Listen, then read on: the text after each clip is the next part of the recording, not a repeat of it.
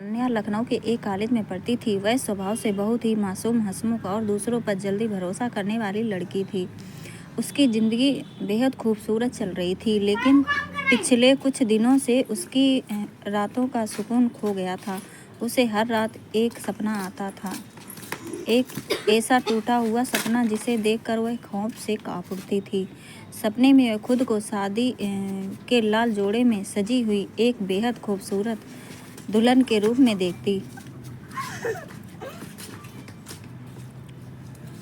वह एक कांच के आलीशान महल में खड़ी होती और सामने से उसका होने वाला पति, जिससे वह बेपनाह मोहब्बत करती थी, उसकी तरफ हाथ बढ़ाता। लेकिन जैसे ही तान्या उसका हाथ पकड़ने के लिए आगे बढ़ती, वह लड़का अचानक गायब हो जाता और उस कांच के महल की दीवारों पर एक बड़ा सा क्रैक, दरार पड़ता। देखते ही देखते वह पूरा कांच का महल टूटकर चकनाचूर हो जाता और कांच के नुकीले टुकड़े तान्या के हाथों और दिल को लहूलुहान कर देते। ठीक इसी मोड़ पर तान्या की आंख खुल जाती। वह समझ नहीं पा रही थी कि इस टूटे हुए सपने का आखिर क्या मतलब था। शायद यह सपना उसे आने वाले तूफान से आगाह कर रहा था।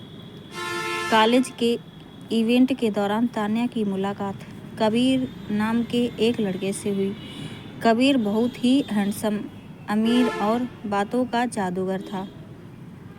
उसने बहुत जल्दी अपनी मीठी मीठी बातों से तान्या का दिल जीत लिया। कबीर को तान्या को जताता था कि वह उससे दुनिया में सबसे ज़्यादा प्यार करता है और उसके बिना जी नहीं सकता।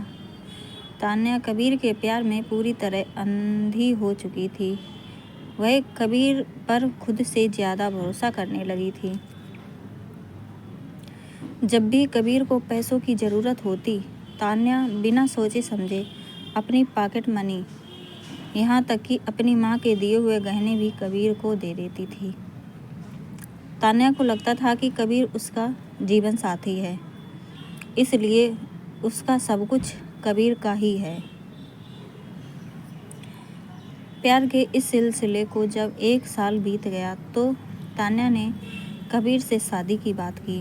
कबीर ने मुस्कुराते हुए कहा, तान्या, मैं भी तुमसे शादी करना चाहता हूँ। अगले हफ्ते मेरे माता पिता शहर आ रहे हैं। मैं तुम्हें उनसे मिलवाऊंगा। तुम शादी का जोड़ा तैयार रखना। तान्या की खुशी का ठिकाना नहीं रहा। उसे लगा कि उसकी ज़िंदगी का सबसे बड़ा सपना सच होने जा रहा है। उसने अपनी पसंद का एक बेहद खूबसूरत लाल रंग का जोड़ा भी खरीद लिया। शादी वाले दिन से ठीक 2 दिन पहले कबीर ने तान्या को फ़ोन किया। उसकी आवाज़ में एक अजीब सी घबराहट थी। उसने कहा, तान्या, मेरे बिजनेस में बहुत बड़ा नुकसान हो गया है। अगर मैंने आज शाम तक 5 लाख रुपए नहीं चुकाए तो पुलिस मुझे ले जाएगी और हमारी शादी टूट जाएगी। क्या तुम कुछ कर सकती हो? तान्या कबीर को किसी भी मुसीबत में नहीं देख सकती थी। उसने रोते हुए अपने पिता के लॉकर की चाबी चुराई और अपनी शादी के लिए रखे हुए सारे पैसे और पुश्तैनी गहने कबीर को के बताए हुए कैफ़े में पहुंच गई। उसने वो बैग कबीर के हाथ में थमा दिया।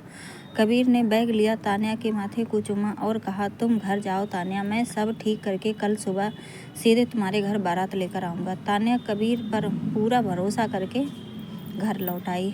अगली सुबह तान्या ने वही लाल जोड़ा पहना।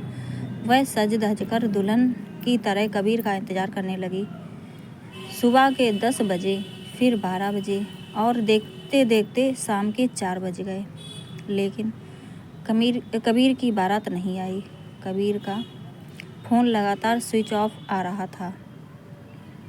तान्या का दिल घबराने लगा। उसे अचानक अपना वह टूटा हुआ सपना याद आया, जहाँ कांच का महल टूटकर बिखर गया था। वह अपनी सुध-बुध खोकर सीधे कबीर के फ्लैट पर पहुंची।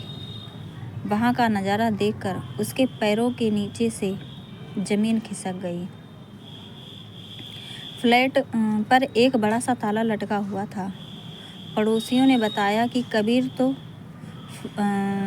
वह फ्लैट खाली करके सुबह ही हमेशा के लिए शहर छोड़कर जा चुका है। तान्या के दिमाग में जैसे बम फूटा। उसे समझ आ गया कि कबीर कभी उससे प्यार नहीं करता था। वह तो सिर्फ उसके पैसों और गहनों का भूखा था। कबीर ने उसे इतनी बेरहमी से धोखा दिया था कि तान्या का प्यार पर से भरोसा हमेशा के लिए उठ गया। वह पागलों की तरह रोने लगी। उसे महसूस हुआ कि वह सपना कोई वहम नहीं था, बल्कि उसकी किस्मत का लिखा हुआ सच था, जो चीख चीख कर उसे आगाह कर रहा था कि जिस तरह कांच के महल को वह प्यार समझकर सजा रही है, वह एक दिन टूटकर उसकी पूरी दुनिया को लहूलुहान कर देगा।